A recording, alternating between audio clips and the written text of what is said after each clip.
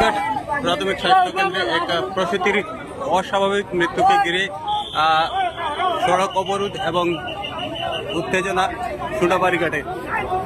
দক্ষিণ কাছাড়ে সোনাবাড়িঘাটে তীব্র উত্তেজনা। বিকাল 3:30 থেকে সড়ক অবরোধ করেন এলাকার অসংখ্য মানুষ।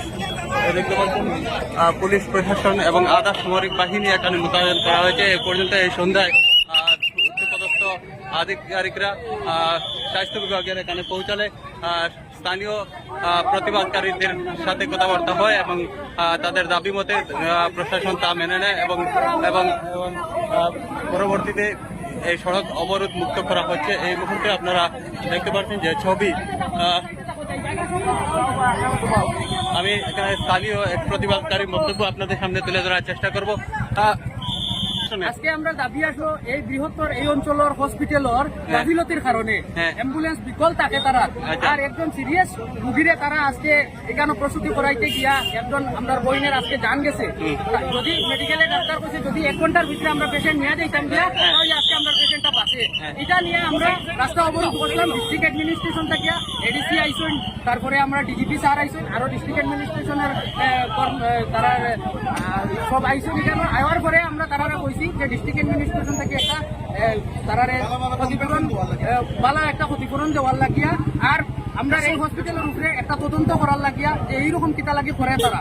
আর যদি প্রসূতি বিভাগ বালা ডাক্তার আমরা হসপিটালে থাকে না তাহলে এই বিভাগটা টোটালি ডেলিভারি বিভাগটা বন্ধ করা হোক। আর যদি প্রশাসনে বন্ধ করে না আমরা লোকালিটির মানে এটা বন্ধ করতে বাধ্য। আচ্ছা, তার পরিবর্তে তারা কিতা কথা দিচ্ছেন গভর্নমেন্ট একটা প্রসেসিং আছে, গভর্নমেন্ট অনুদান পাইতে গেলে একটা প্রসেসিং আছে। এই প্রসেসিংটা করিয়ে আমরা 3-4 জনের কাছে দায়িত্ব দিচ্ছেন। এই এডিসি স্যারে তার লোকে গিয়ে আমরা পার্সোনালি পরে এটা করিয়া গিয়ে দেখা করতাম, কারণ যত সম্ভব তাড়াতাড়ি এটা আমরা দেওয়ার চেষ্টা করাইবার। এখানে দেখতে পাচ্ছেন মৃতদেহ কিন্তু এখানে অ্যাম্বুলেন্সের সামনে নিয়ে এই সড়ক অবরোধ করা হয়।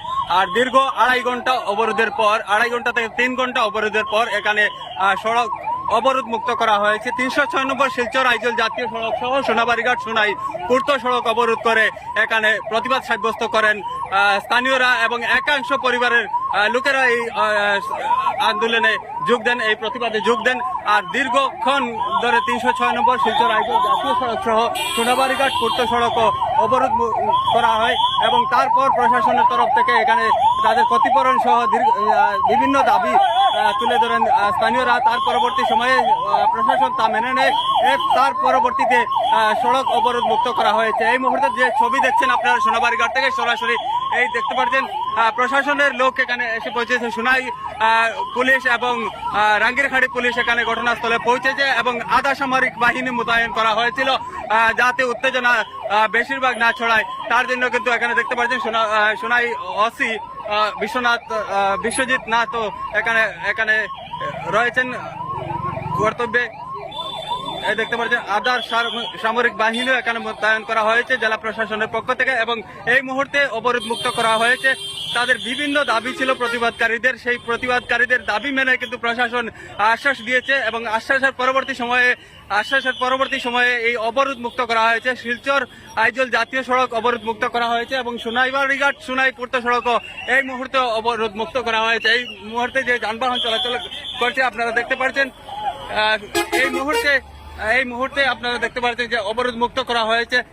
এখানে একজন প্রসূতির গর্ভবতী মহিলার অসাধারণ মৃত্যুকে ঘিরে এলাকায় তীব্র চাঞ্চল্যের সৃষ্টি হয়, উত্তেজনা ছড়ায়। দীর্ঘ 2.5 থেকে 3 ঘন্টা পর্যন্ত সড়ক অবরোধ করা হয়।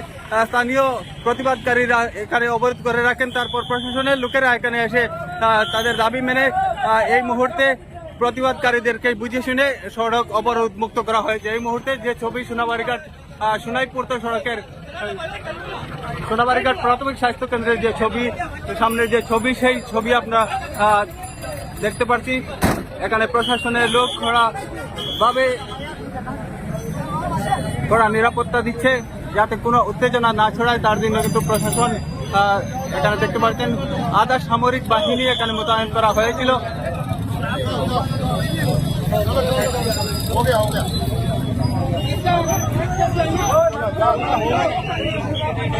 আমরা পরবর্তী সময়ে আপনাদের সামনে তুলে ধরার চেষ্টা করব যে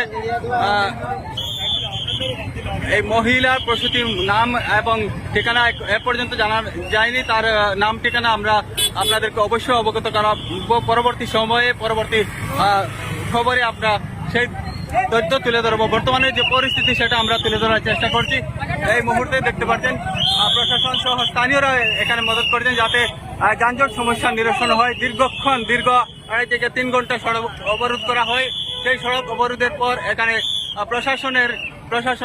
প্রশাসন এখানে দাবি মেনে নেয়, স্থানীয়দের প্রতিবাদকারীদের দাবি মেনে নেয়। তার পরবর্তী সময়ে এখানে অবরোধ মুক্ত করা হচ্ছে। এই মুহূর্তে সোনাবাড়িঘাট প্রাথমিক স্বাস্থ্য কেন্দ্রের সামনে দাঁড়িয়ে রয়েছে। এখান থেকে আপনারা দেখছেন যে দাবি মানার পর প্রশাসন বিভিন্ন দাবি প্রশাসনের কাছে রেখেছিলেন।